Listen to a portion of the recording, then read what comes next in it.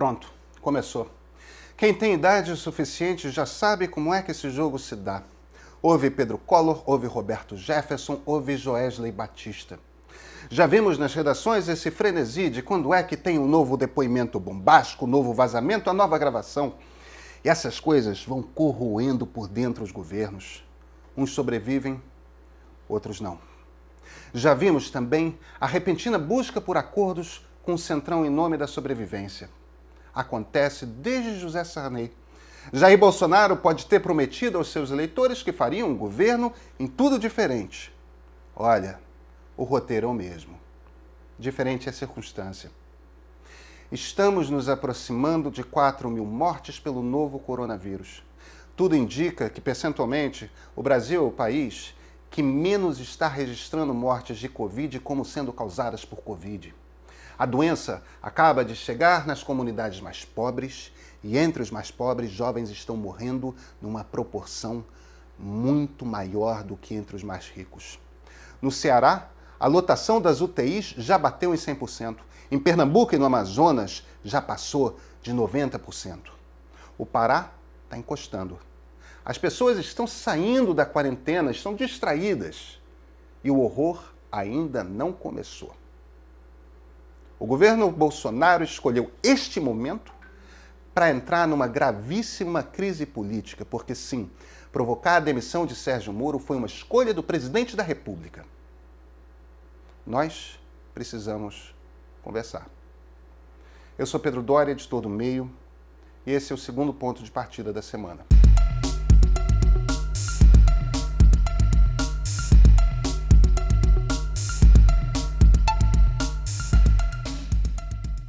Eu sei que você tem uma opinião sobre Sérgio Moro, todo mundo tem.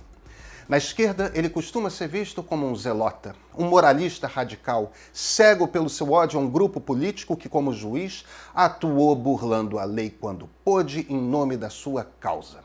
Na direita, as opiniões se dividem. Uns enxergam nele um herói puro, o funcionário público honesto que pôs tudo de lado em nome de moralizar a política brasileira.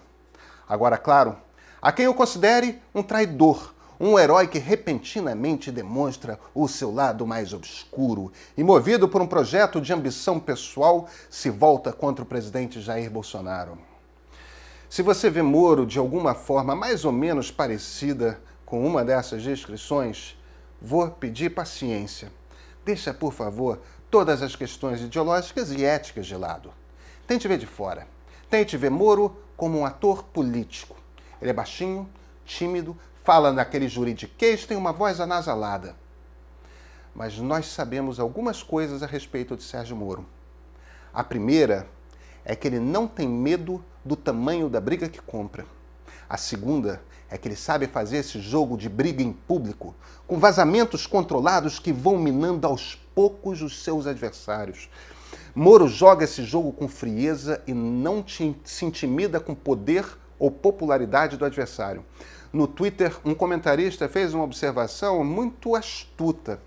Sérgio Moro pode se tornar um personagem-chave na história brasileira, derrubando sozinho as duas maiores forças políticas do seu tempo, uma esquerda, outra direita. Não sabemos como esse jogo vai acabar. A gente nunca sabe. Mas nessa semana, tudo mudou radicalmente. Para que aconteça o impeachment é preciso, antes, que a popularidade de Bolsonaro caia para baixo de 15%. Antes disso, nada acontece. Se não a cair abaixo dessa linha, nada acontece. Quanto vai custar a saída de Moro e seus cuidadosos vazamentos? Nós vamos ter de esperar para ver. Jair Bolsonaro mudou seu jogo e chamou PP, PL, republicanos e PTB para conversar. 132 deputados, 10 senadores e uns tantos agregados, o Centrão. É o jogo que José Sarney jogou, como jogaram Fernando Henrique e Lula. É o jogo que Collor não jogou e Dilma, quando tentou, não dava mais.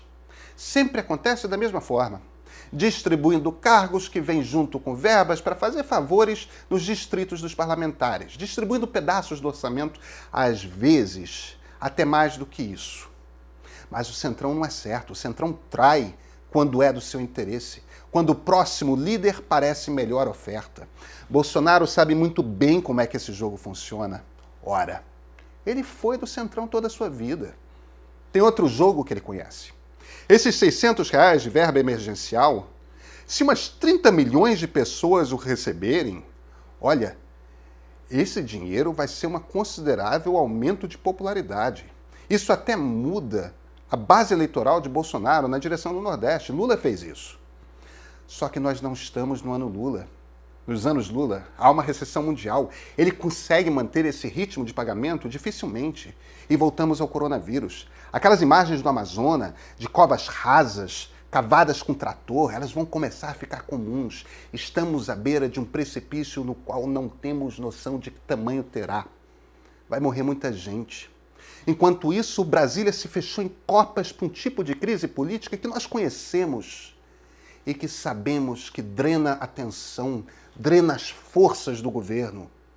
Um dos cargos que Bolsonaro pôs à disposição do Centrão na barganha política é a Secretaria Nacional de Vigilância Sanitária. Um daqueles lugares tenentes do ministro Mandetta, que estava sempre ao seu lado nas coletivas, era esse secretário. É o órgão responsável pelo controle de doenças transmissíveis. Em meio à maior pandemia desde a gripe espanhola, o presidente da República pôs este cargo no meio de uma barganha política. Escolheu criar essa crise.